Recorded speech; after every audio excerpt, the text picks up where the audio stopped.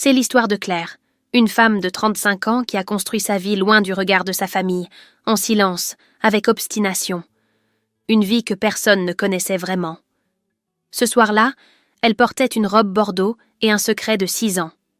Ce qui suit, c'est ce qu'il en a coûté. Et ce que ça lui a rapporté.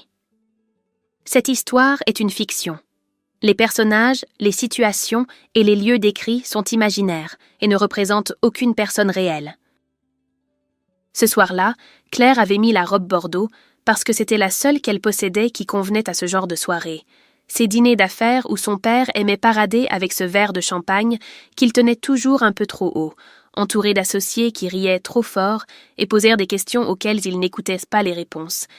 Et elle s'était habillée seule dans leur appartement du 3e arrondissement pendant qu'Étienne lisait dans le salon sans rien dire, parce qu'il savait depuis 6 ans qu'il y avait des batailles qu'elle devait mener seule, et que celle-là en faisait partie.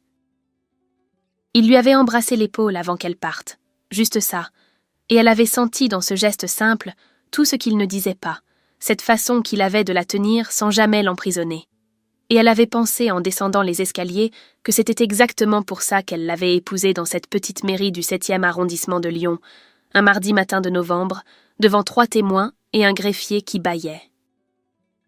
Le restaurant s'appelait Le Cèdre, toujours le même depuis 20 ans, avec cette lumière tamisée qui rendait tout le monde un peu plus beau et un peu moins honnête, et son père l'avait accueilli avec cette accolade sèche et brève qu'il réservait aux obligations familiales, la main dans le dos une seconde, le regard déjà ailleurs, comme si sa présence était une case à cocher dans un agenda chargé.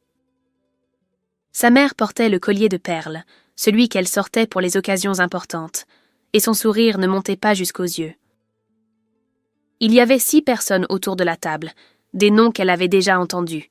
Maître Fontaine avec ses lunettes cerclées d'or, les époux Bergerac qui finissaient chacun les phrases de l'autre, un certain Delorme, dont elle ne situait pas exactement la fonction, mais dont la montre indiquait clairement la position sociale, et elle s'était assise, avait déplié sa serviette, avait souri aux bonnes personnes au bon moment, parce qu'elle connaissait ce théâtre depuis l'enfance et qu'elle en maîtrisait tous les codes sans en partager aucune des valeurs. Pendant 1 heure, tout s'était passé correctement. Puis son père avait rempli son verre une 3e fois et quelque chose dans son regard avait changé. Cette légère détente qui chez lui n'annonçait jamais rien de bon, ce relâchement des épaules qui précédait toujours les mots qu'il n'aurait pas dû prononcer, et il avait posé les yeux sur elle avec cet air de confidence qu'il prenait quand il voulait faire rire à ses dépens. « Ma fille, elle est architecte, vous savez, indépendante, ce qui signifie en clair qu'elle travaille beaucoup pour pas grand-chose. » Il avait souri à Delorme, complice, et Delorme avait souri en retour parce que c'est ce qu'on fait quand celui qui tient l'addition sourit. 35 ans célibataire, aucune perspective sérieuse. Un gâchis, franchement. On ne comprend pas toujours ses enfants. Sa mère avait baissé les yeux sur son assiette, puis les avait relevés avec ce sourire gêné qu'elle utilisait depuis 30 ans pour traverser les moments difficiles sans les affronter, et elle avait murmuré presque pour elle-même, comme si c'était une évidence mélancolique plutôt qu'une cruauté, elle finira seule. Et Claire avait entendu dans ces 3 mots toute une vie de petites lâchetés accumulées, toutes ces fois où sa mère avait choisi le silence plutôt que de prendre sa défense.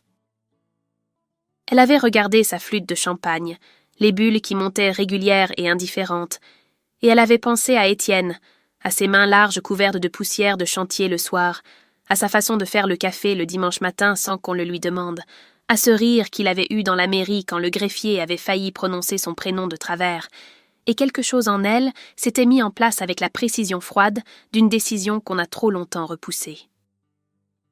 Elle avait posé la flûte. « Je ne suis pas seule. Je suis mariée depuis 6 ans.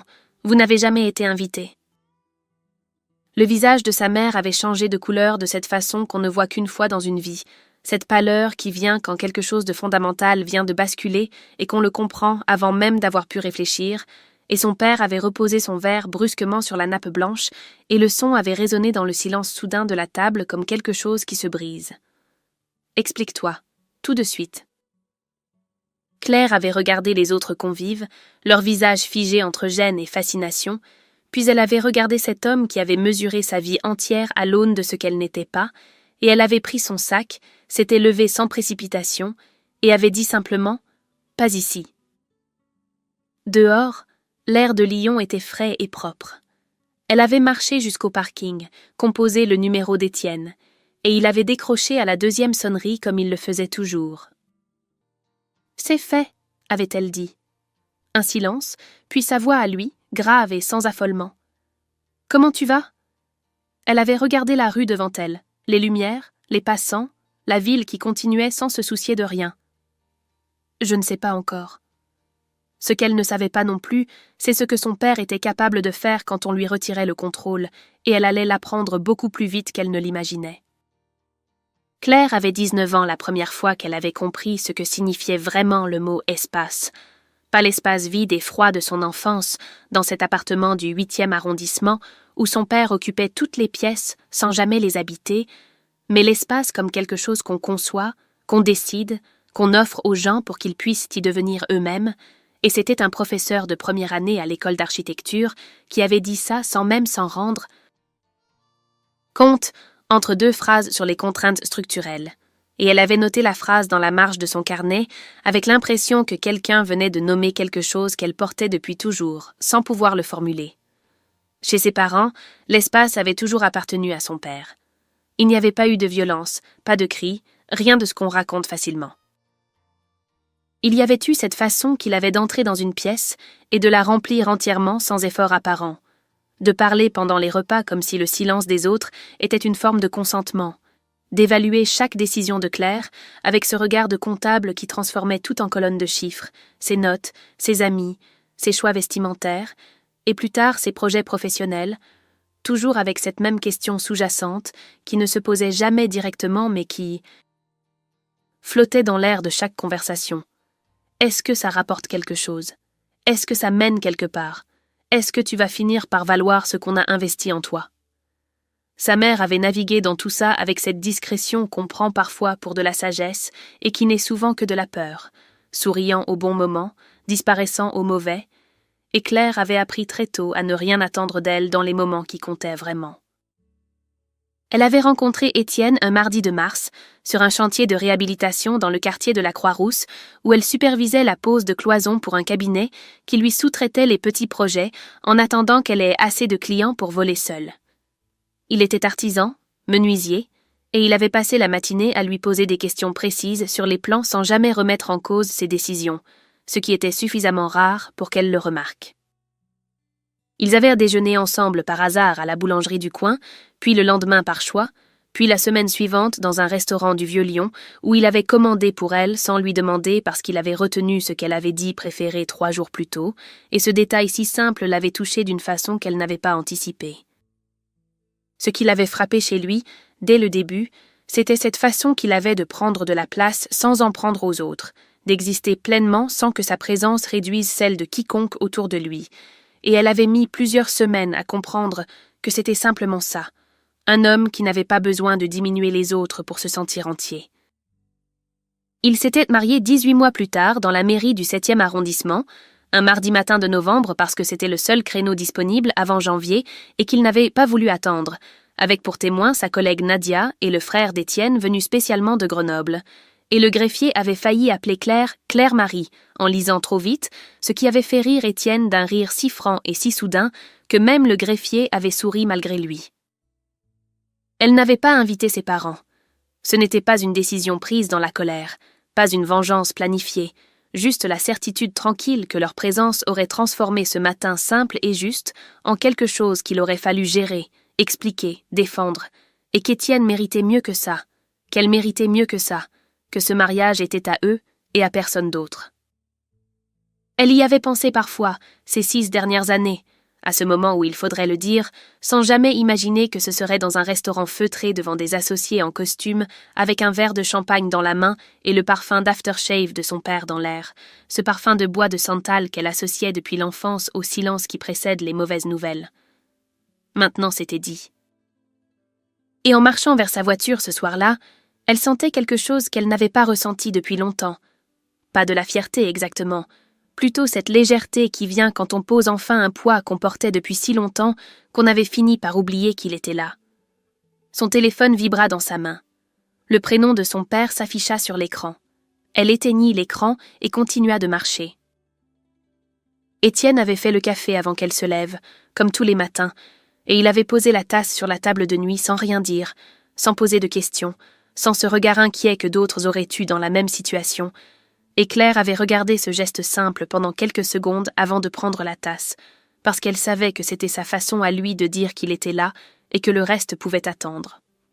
Son téléphone affichait 17 appels manqués de son père.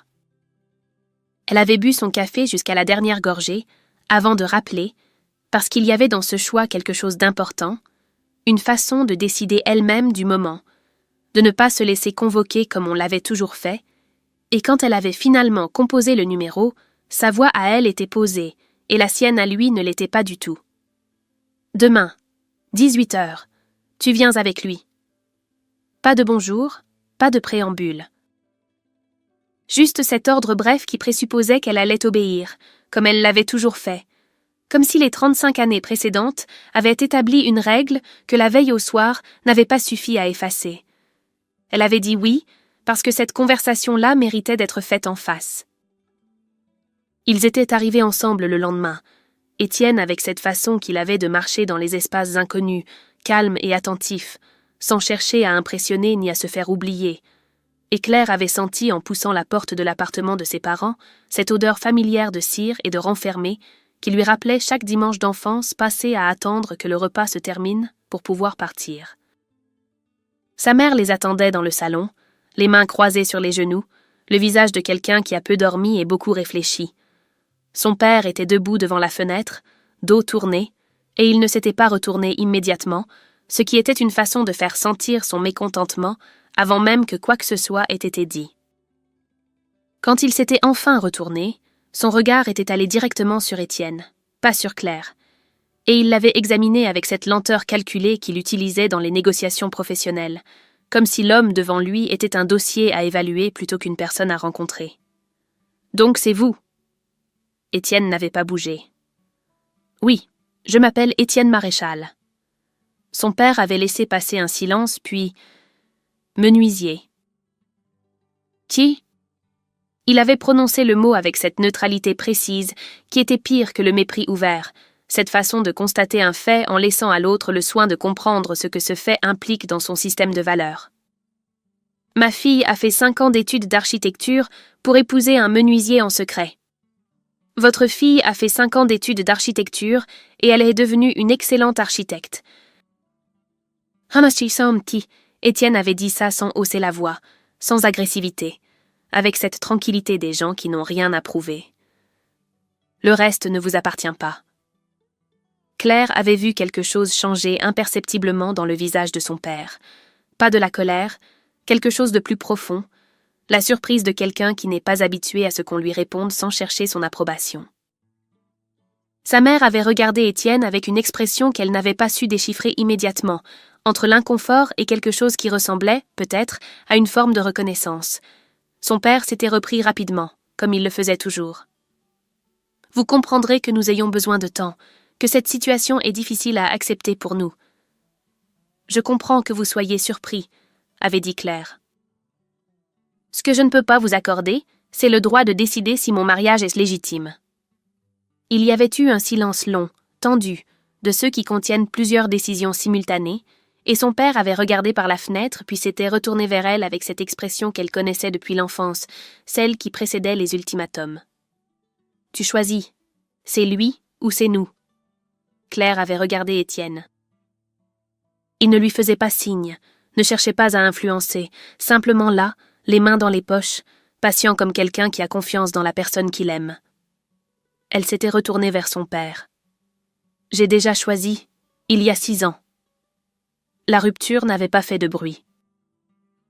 Pas de porte claquée, pas de scène finale, juste ce silence qui s'était installé après qu'ils avaient quitté l'appartement de ses parents, un silence qui avait duré jusqu'au métro, puis dans la rue, puis chez eux, et Étienne avait préparé des pâtes parce qu'il fallait bien manger, et que c'était sa façon à lui de ramener les choses à une échelle humaine quand tout le reste devenait trop grand. Claire avait mangé sans avoir faim, et ils avaient parlé tard dans la nuit. Pas de ses parents, pas de ce qui venait de se passer, mais de leur appartement qu'ils voulaient agrandir depuis 2 ans, du chantier qu'Étienne devait terminer avant la fin du mois, de ce week-end à Annecy qu'ils repoussèrent depuis l'automne. Et il y avait dans cette conversation ordinaire quelque chose de délibérément apaisant, une façon de dire que leur vie continuait et qu'elle leur appartenait. Les 3 jours qui avaient suivi s'étaient passés normalement. Le 4e jour, son téléphone avait sonné en milieu de matinée. C'était Marc Delvaux, directeur associé du cabinet Delvaux et Fils, un projet de réhabilitation d'un immeuble haussmannien dans le 2e arrondissement, 2 ans de travail préparatoire, la commande la plus importante qu'elle ait jamais décrochée seule, celle qui devait lui permettre de recruter un premier collaborateur et de cesser enfin de sous-traiter les projets trop grands pour elle. La voix de Marc Delvaux était embarrassée, de cet embarras particulier des gens qui font quelque chose qu'ils savent ne pas être tout à fait juste, mais qu'ils font quand même parce que leurs intérêts l'exigent. « Claire, je suis désolée de vous appeler pour ça. Nous avons décidé de revoir notre choix pour le projet du 2e. Votre profil est excellent, ce n'est pas une question de compétence, mais nous avons des doutes sur la capacité d'un cabinet de votre taille à absorber un chantier de cette envergure. Je vous enverrai une confirmation écrite dans la journée. » Elle avait raccroché et était restée immobile au milieu de son bureau, les yeux sur les plans épinglés au mur, ces plans qu'elle avait refaits 3 fois pour qu'ils soient parfaits, et elle avait compris avant même d'avoir réfléchi, avec cette certitude physique qui précède parfois la pensée, ce qui venait de se passer. Elle avait appelé Nadia, sa collègue et témoin de mariage, qui travaillait dans un cabinet voisin et connaissait tout le monde dans le milieu lyonnais de l'architecture. « Est-ce que tu as entendu quelque chose sur Delvaux ces derniers jours ?» Nadia avait hésité une seconde de trop avant de répondre, ce qui était déjà une réponse en soi. « Il y a eu un déjeuner jeudi. Delvaux est ton père. Je ne sais pas ce qui s'est dit. » Claire avait posé son téléphone sur le bureau et regardé par la fenêtre les toits de Lyon sous le ciel gris de janvier. Et elle avait pensé à la façon dont son père lui avait dit « Tu choisis sans avoir l'air de quelqu'un qui accepte qu'on lui résiste. » Et elle avait compris que l'ultimatum n'était pas une question, c'était une annonce. Le soir, elle n'avait rien dit à Étienne pendant le dîner. Pas par calcul, plutôt parce qu'elle avait besoin de porter ça seule encore quelques heures, de mesurer exactement ce que ça représentait avant de le partager, 2 ans de travail, un contrat qui aurait changé l'échelle de son cabinet, et son père assis en face de Marc Delvaux un jeudi midi, en train de construire tranquillement ce qu'elle ne pourrait pas facilement défaire. Après le dîner, elle était retournée dans son bureau, avait rallumé son ordinateur et avait ouvert le dossier du projet Delvaux. Elle avait regardé les plans longtemps, sans bouger, puis avait ouvert un nouveau document et commencé à écrire. Ce n'était pas une lettre à son père. C'était une nouvelle version du projet, plus ambitieuse que l'original, celle qu'elle n'avait pas osé proposer parce qu'elle pensait que Delvaux n'était pas prêt. Il était minuit passé quand elle avait éteint la lumière. Elle avait mis 4 jours à lui dire pour le contrat Delvaux.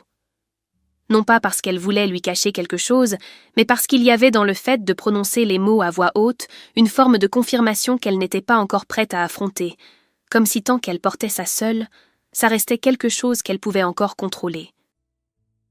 Elle avait continué à travailler sur le nouveau projet le soir après le dîner, à se lever tôt le matin pour affiner les plans, et Étienne avait regardé tout ça sans poser de questions, parce qu'il la connaissait assez pour savoir qu'elle parlerait quand elle serait prête.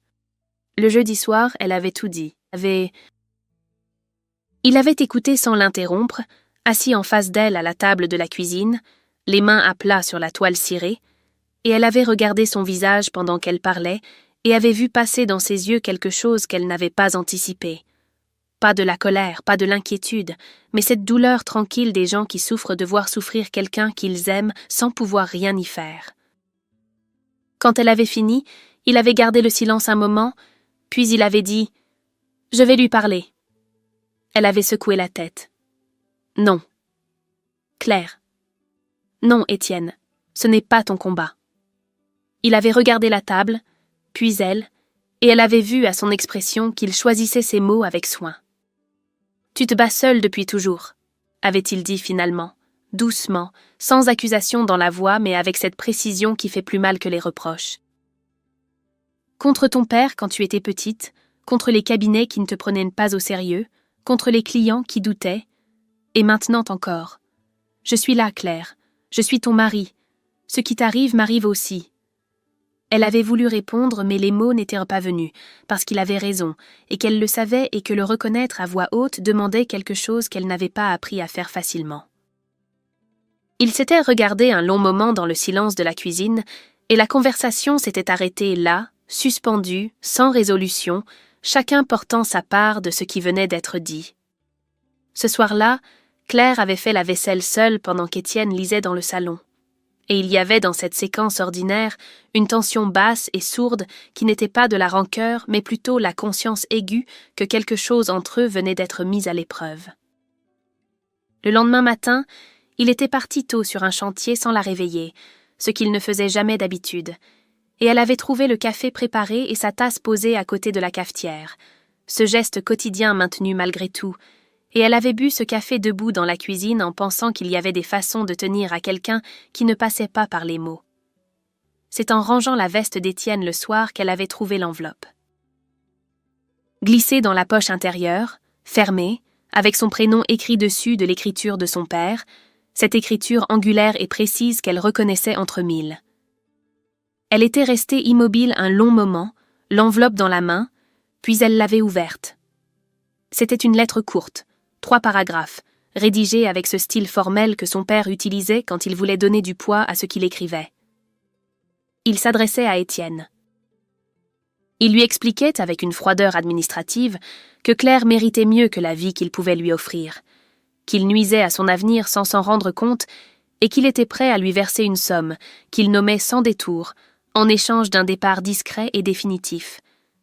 Claire avait relu la lettre 2 fois, debout dans l'entrée, sans bouger. Ce n'était pas la proposition qui la dévastait, c'était la date en haut à droite de la lettre, 3 semaines plus tôt. Avant le dîner au Cèdre, avant la révélation, avant l'ultimatum, avant tout. Son père avait tenté d'acheter Étienne en secret pendant qu'il lui souriait encore en famille, et Étienne avait gardé cette lettre sans lui en parler pendant 3 semaines. Elle avait posé l'enveloppe sur la table du salon et s'était assise et elle avait attendu qu'il rentre. Quand la porte s'était ouverte, Étienne l'avait vue immédiatement, et il avait vu l'enveloppe. Et quelque chose dans son visage avait changé. Pas de la culpabilité exactement, plutôt cette expression de quelqu'un qui savait que ce moment allait venir et qui n'avait pas trouvé comment le devancer. « Pourquoi tu ne m'as rien dit ?» Il avait posé sa veste, s'était assis en face d'elle. « Parce que je ne voulais pas que tu aies à gérer ça en plus du reste. C'est moi que ça concerne. » « Je sais. Tu aurais dû me le dire. » Oui. Il n'avait pas cherché à se justifier davantage, et dans cette simplicité, il y avait quelque chose qui désarmait la colère sans la dissoudre, parce qu'elle savait qu'il avait mal choisi, mais qu'il avait choisi par amour, et que ces 2 choses pouvaient être vraies en même temps. Elle avait regardé l'enveloppe sur la table, puis lui. « Qu'est-ce que tu lui as répondu ?»« Rien. » Il avait soutenu son regard. Il n'y avait rien à répondre. Le silence qui avait suivi était différent de ceux qui l'avaient précédé, plus lourd et en même temps plus honnête, comme si quelque chose de faux venait d'être retiré de l'air entre eux et qu'il fallait maintenant apprendre à respirer sans. Ce soir-là, il n'avait pas parlé davantage. Mais quand elle s'était levée pour aller se coucher, il avait pris sa main 1 seconde, juste ça, et elle ne l'avait pas retirée. Sa mère avait choisi un café du quartier des Brotteaux, neutre et sans histoire, un de ces endroits fonctionnels où personne ne se connaît et où les conversations importantes passent inaperçues entre le bruit de la machine à expresso et le fond sonore discret de la radio. Claire était arrivée la première et avait pris une table au fond, dos au mur, et elle avait regardé la porte pendant 10 minutes avant de voir sa mère entrer avec ce manteau beige qu'elle portait depuis des années, et cette façon de traverser un espace public qu'elle avait toujours eu, les épaules légèrement rentrées, comme quelqu'un qui s'excuse d'occuper de la place. Elle avait commandé un thé sans regarder la carte et avait posé les mains sur la table, et Claire avait remarqué qu'elle tremblait légèrement, pas de vieillesse, plutôt de cette nervosité particulière des gens qui s'apprêtent à dire quelque chose qu'ils ont longtemps retenu. Claire n'avait pas dormi la nuit précédente. L'enveloppe était encore sur la table du salon quand elle était partie ce matin, et Étienne l'avait regardée partir sans rien dire, parce qu'il savait qu'elle avait besoin de traverser ça à son rythme et que le forcer n'aurait servi à rien. Elle portait cette fatigue-là dans le corps, cette tension sourde qui vient quand on a trop réfléchi sans avoir pu conclure. Et elle avait décidé en venant ici que si sa mère avait quelque chose à dire, elle allait devoir le dire seule et entièrement, sans que Claire l'aide à trouver ses mots. « Je ne sais pas par où commencer », avait dit sa mère. « Par le début », avait dit Claire, sans dureté, mais sans l'aider non plus. Sa mère avait regardé son thé, puis la fenêtre, puis Claire. « J'ai toujours su que tu étouffais, depuis que tu étais petite. Je le voyais, la façon dont tu rentrais en toi-même quand ton père parlait, la façon dont tu apprenais à prendre moins de place pour qu'il y ait moins de friction. » Elle avait marqué une pause, et je n'ai rien fait. Claire n'avait pas répondu. Elle attendait. « Ce n'est pas une excuse, » avait continué sa mère, et dans sa voix il y avait quelque chose de différent de d'habitude, une absence de cette légèreté défensive qu'elle utilisait toujours pour traverser les sujets difficiles sans vraiment les toucher. J'avais peur de lui aussi, à ma façon. Celle de perdre l'équilibre fragile qu'on avait construit. Celle de me retrouver seule si je prenais ta défense trop ouvertement. C'est lâche. Je sais que c'est lâche. C'était la première fois en 35 ans que sa mère utilisait ce mot pour se décrire, et Claire avait senti quelque chose se déplacer légèrement en elle, pas de la tendresse encore, plutôt cette attention particulière qu'on porte aux choses fragiles qui commencent à bouger après être restées immobiles trop longtemps. Pourquoi maintenant? Sa mère avait hésité, et dans cette hésitation, Claire avait compris qu'il y avait encore quelque chose de plus concret que les remords. Ton père a des dettes. Elle avait dit ça à voix basse, les yeux sur la table, et Claire avait attendu la suite sans bouger. Depuis plusieurs années. Des investissements qui ont mal tourné, des garanties qu'il a signées sans m'en parler, un associé qui l'a entraîné dans quelque chose qu'il n'a pas su gérer. Je n'ai appris l'étendue réelle qu'il y a 6 mois. Elle avait relevé les yeux. Le déjeuner avec Marc Delvaux, ce n'était pas seulement pour te punir. Il cherchait à montrer qu'il avait encore des relations utiles. Il a besoin de maintenir l'apparence pour négocier du temps avec ses créanciers. Claire avait regardé sa mère et avait pensé à l'enveloppe, à la lettre adressée à Étienne, à la somme écrite sans détour, et elle avait compris que cette lettre aussi faisait partie de ça, cette tentative désespérée d'un homme qui essayait de contrôler ce qui lui échappait, parce que tout le reste était déjà en train de lui échapper. Ce n'était pas seulement de l'orgueil blessé, c'était de la panique.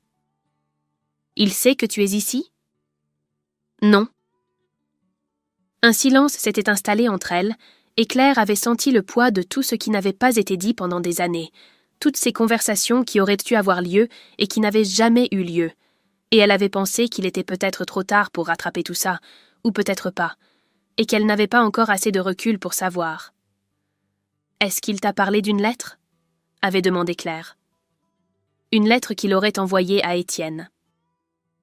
Sa mère avait levé les yeux, et dans son regard il y avait quelque chose qui ressemblait à de la honte. Il m'en a parlé après, pas avant. Elle avait posé les mains à plat sur la table. Je lui ai dit que c'était une erreur. Il n'a pas voulu m'écouter.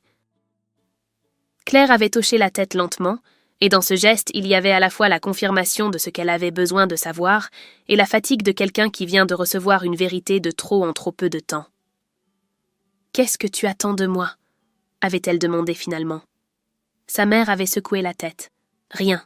Je voulais juste que tu saches, et te dire que si tu as besoin de moi, je serai là cette fois. » Claire s'était levée, avait posé de l'argent sur la table pour les consommations. « Je t'appellerai, » avait-elle dit.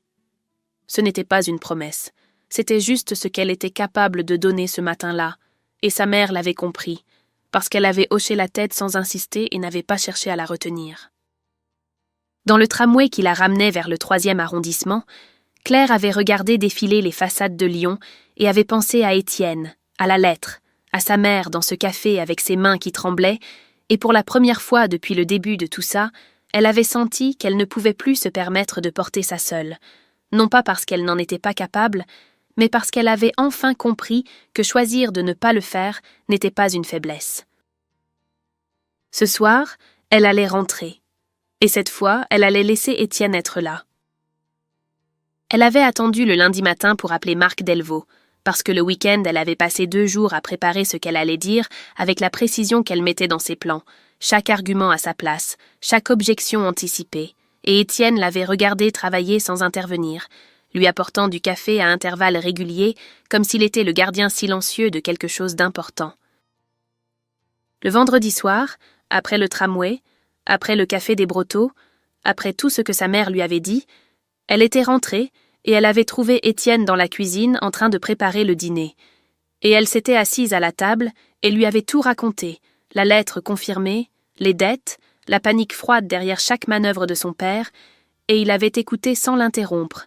Et quand elle avait fini, il avait posé la main sur la sienne et dit simplement « Qu'est-ce dont tu as besoin ? Pas qu'est-ce qu'on fait, pas je vais régler ça, juste ça. » Et elle avait compris que c'était exactement la bonne question. « Du temps, avait-elle dit. Et toi ?» Le samedi, ils avaient dîné chez le frère d'Étienne. Une soirée ordinaire avec des gens simples qui parlaient de choses concrètes, et Claire avait senti pendant quelques heures le poids de la semaine se soulever légèrement. Cette capacité qu'avait Étienne à lui rappeler par sa seule présence qu'il existait un monde en dehors de son père et de ses manœuvres. Le dimanche, elle avait finalisé le nouveau projet. Ce n'était plus seulement une révision du dossier original. C'était une proposition entièrement repensée, plus ambitieuse dans sa conception, plus précise dans son traitement des contraintes techniques, avec une approche des matériaux que le premier projet n'avait pas osé. Et elle savait en le regardant que c'était le meilleur travail qu'elle ait jamais produit, que la colère et l'humiliation avaient fait ce que la tranquillité n'aurait peut-être pas réussi à faire, l'avaient poussée au-delà de ce qu'elle s'autorisait habituellement. Le lundi à 9h précise, elle avait composé le numéro de Marc Delvaux. Il avait décroché après 3 sonneries, et dans le silence d'une seconde qui avait précédé son bonjour, elle avait entendu cette légère hésitation de quelqu'un qui reconnaît un numéro qu'il n'avait pas prévu de voir s'afficher. « Claire. Marc, je vous appelle parce que j'ai quelque chose à vous montrer. Pas pour revenir sur votre décision, juste pour vous soumettre une proposition. 30 minutes de votre temps. » Un silence.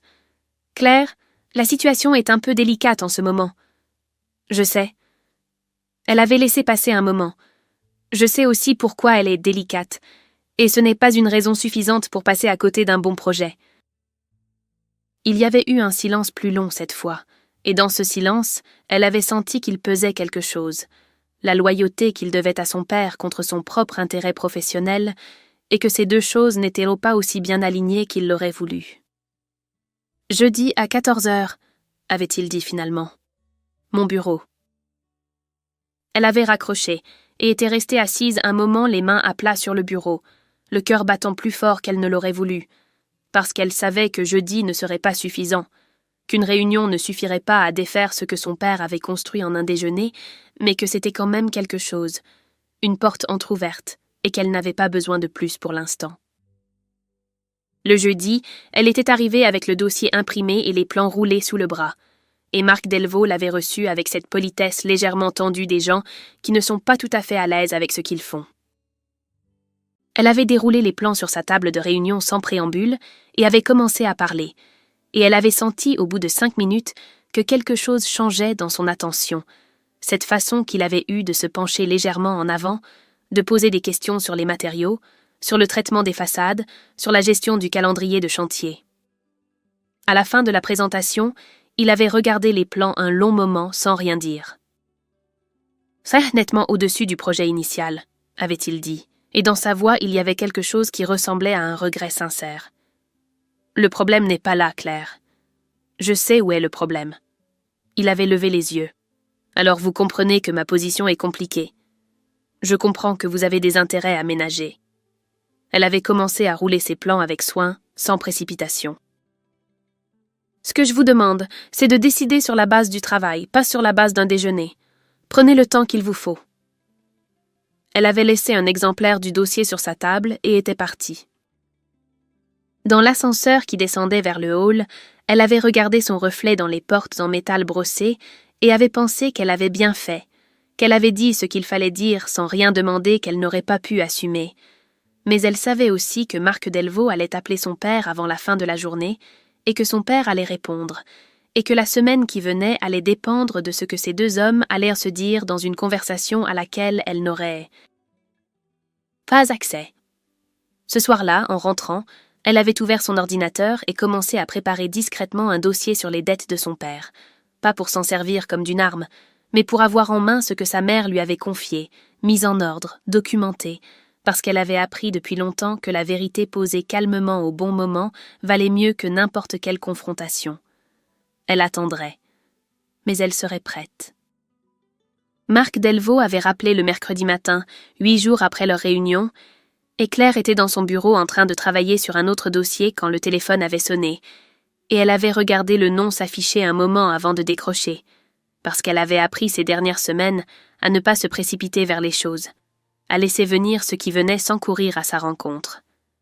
Claire. Il avait marqué une pause brève. Le projet est à vous. Elle n'avait rien dit immédiatement.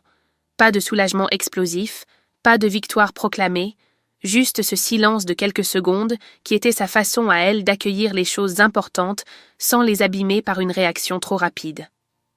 La nouvelle proposition est exceptionnelle, avait continué Marc Delvaux, et dans sa voix il y avait quelque chose qui ressemblait à un soulagement, celui de quelqu'un qui a finalement choisi le bon camp après avoir hésité trop longtemps.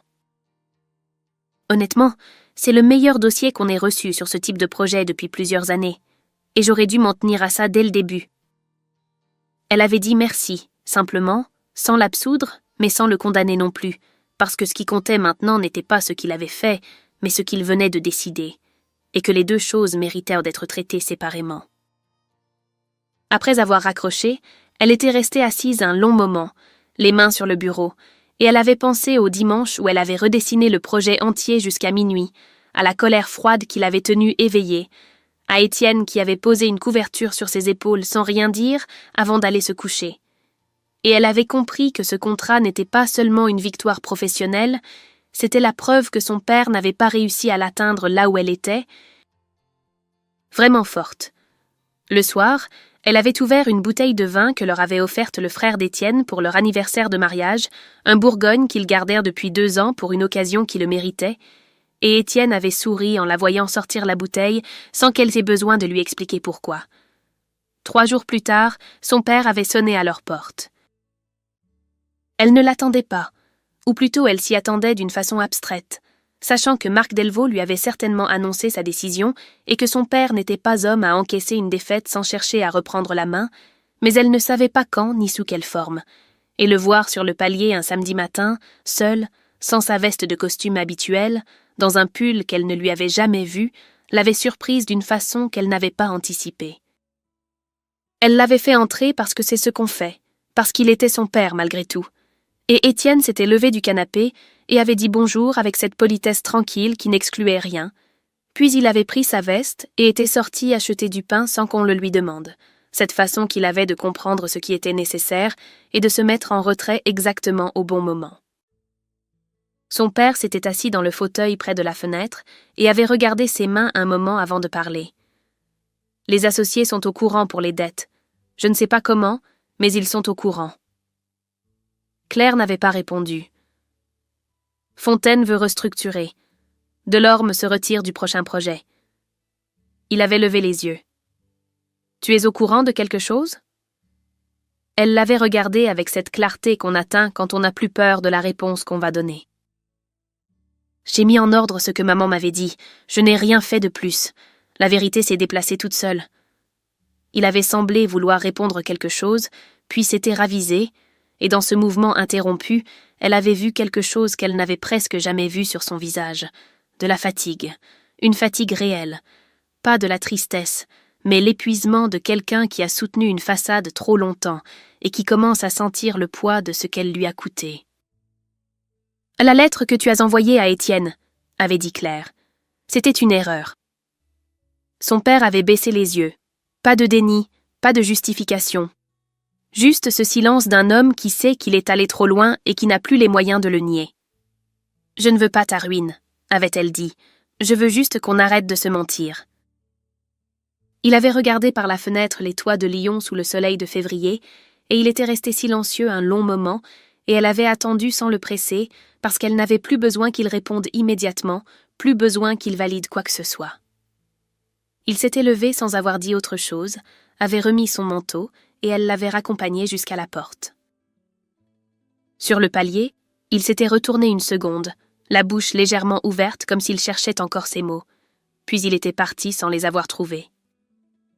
Elle avait fermé la porte doucement et s'était appuyée contre elle un instant, les yeux fermés, et quand Étienne était rentré avec le pain quelques minutes plus tard, il l'avait regardée sans poser de questions, et elle avait simplement dit « Ça va ».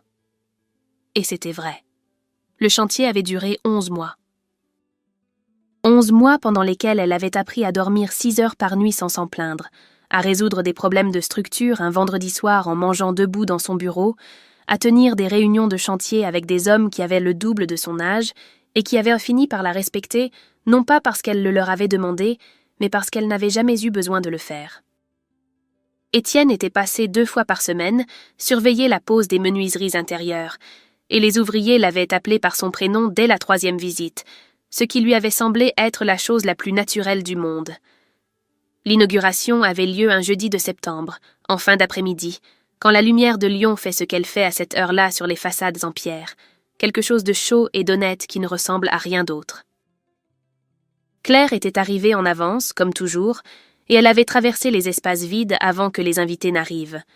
Les salles hautes de plafond, où la lumière entrait par les grandes fenêtres qu'elle avait dessinées des dizaines de fois, avant de trouver la proportion exacte, les couloirs où chaque matériau avait été choisi pour ce qu'il allait devenir avec le temps, pas seulement pour ce qu'il était au moment de la pose.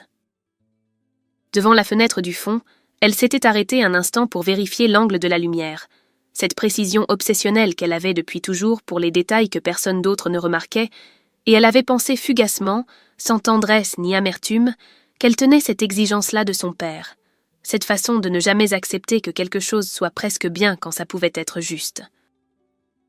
Elle avait laissé passer cette pensée sans la retenir, comme on laisse passer les choses qu'on a cessé de combattre parce qu'on a compris qu'elles faisaient partie de vous et que les combattre revenait à se combattre soi-même.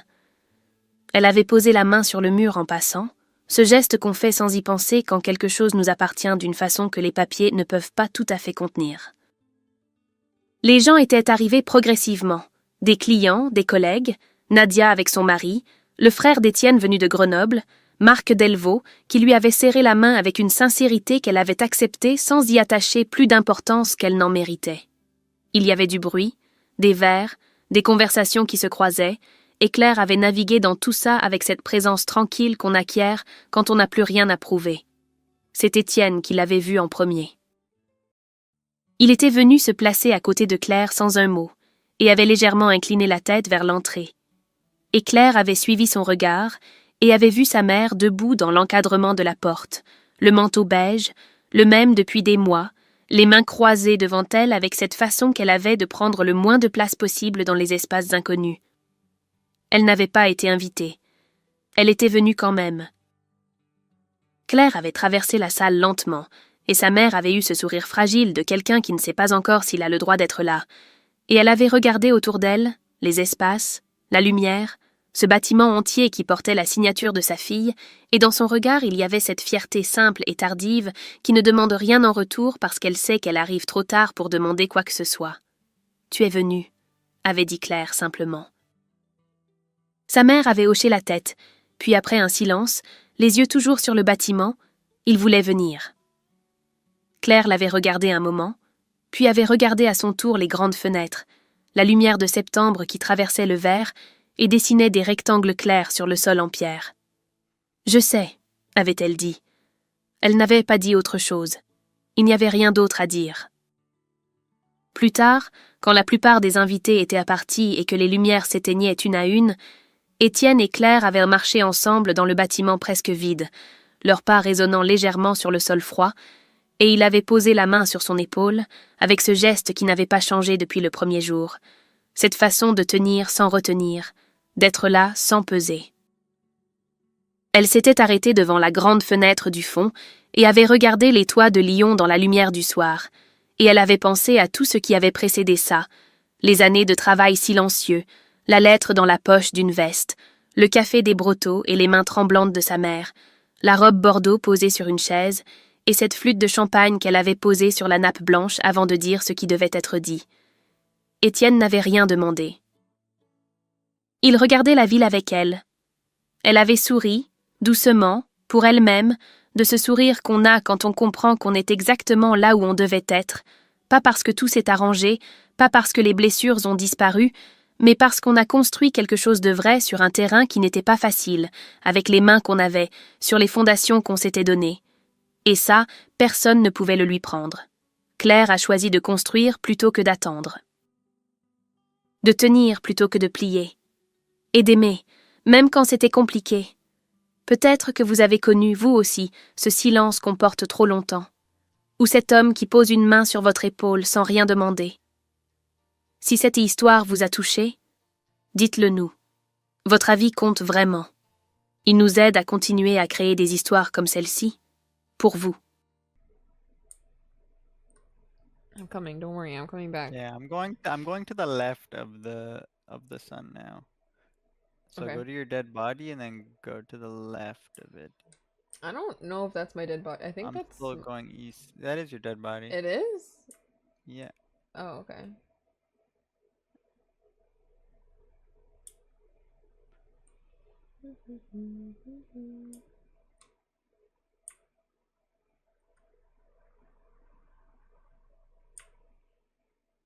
And then just keep going that way. Bro, it's already nighttime. I love how there was like a whole entire, like literally it's just all water and I landed on the one island. I love that. Wait, where'd you want me to go? To the left? Of what? Yeah. Of my My body or? coordinates, yeah, my coordinates are 68, 40, 400. Bro, that's not helpful. I don't. You think I know what that The means? two ones on the two ones on the right. So the first Just one, tell the me middle one which. is 67. The last one's 415. Go east, south, southeast. East South. What the hell is this? Laser beam. It's a boss fight. There's a yacht. Let's go on the yacht. Yacht club. Yeah. Hello? Ricky Bobby's here.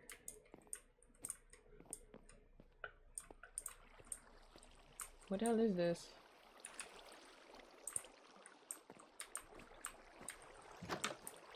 Wow, what a quaint little boat. I love this. Is that a... I want that. Look at this little mug. It's so cute.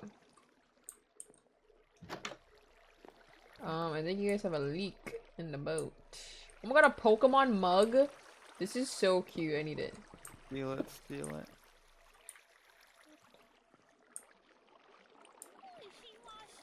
Bro, their ovens look like real ovens. And there's a You stealing it? fridge, dude. Oh. I just put... I don't know what I did there. What is this? It's hard to move around in here, bro. Some chests. There's fish. Ice gem? Hold item that boosts the power of a single ice type move. Ooh, I like that.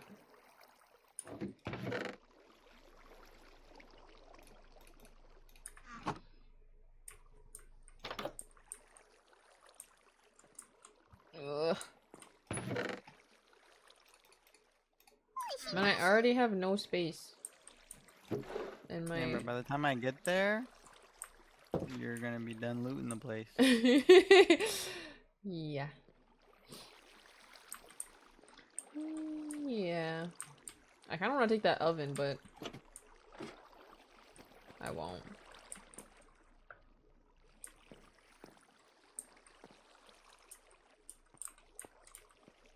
What the Your heck? Is Pokemon that a looks so Pikachu mug? majestic. Look it, look it, look it, look it. Bruh. That's fucking cute. I need that too. Man, she's gonna take a whole other slot in my freaking thing just to keep I'll that. take it, I'll take it, I'll take it. Well, there's another Pokemon one. Oh my goodness. Whoa. You see that? Yeah. What is Boss it? fight? I forget his name. Damn, he bright Is as that a- fuck. I can't see his name. What is it? This looks insane underwater. Oh my god, that's so loud. I just hear fucking corp, corp, corp in my ear while I'm swimming down there. I was like, wow, this looks amazing. Corp, corp, corp.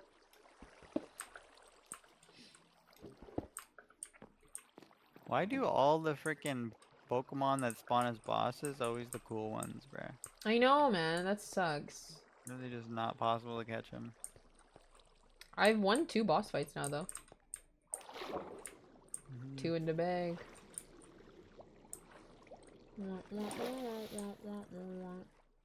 Okay, what do you want to do? I thought we were going mining. Are we still doing that? Yeah, we were. Are we still doing that or no?